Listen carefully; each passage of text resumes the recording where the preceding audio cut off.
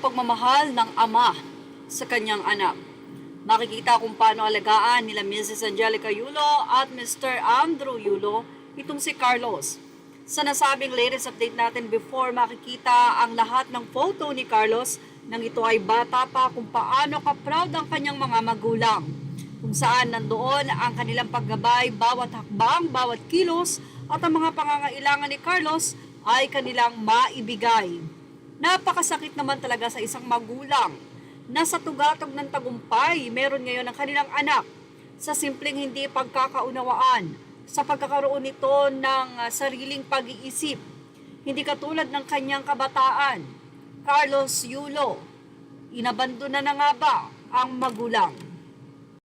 Hindi na nga napigilan pa ni Mr. Andrew Yulo na magbigay ng kanyang pahayag kausap ang kanyang mga followers na niya ay ipag-pray na nga lang daw si Carlos at si Chloe.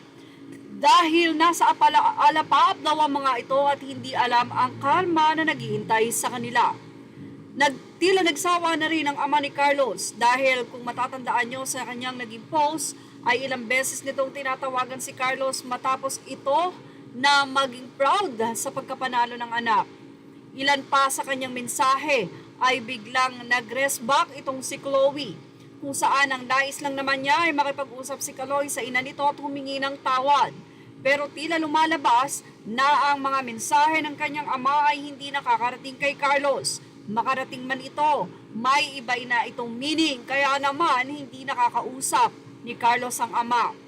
Ang nakakalungkot pa sa ng mga netizen, kung si Carlos daw ay may issue sa kanyang ina, bakit daw hindi man lang nito i-request ang lolo't lola na magpunta sa kondo o magkita somewhere at ilabas?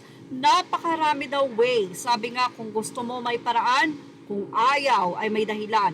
Hindi tama ang ginagawa ni Carlos na sa sama ng loob niya sa ina ay buong pamilya nito ay idinadamay. Pati ang ama na si Mr. Yulo, hindi man ito gumive up, pero nasasaktan na ito sa ginagawa ng kanyang anak at ng girlfriend na si Chloe.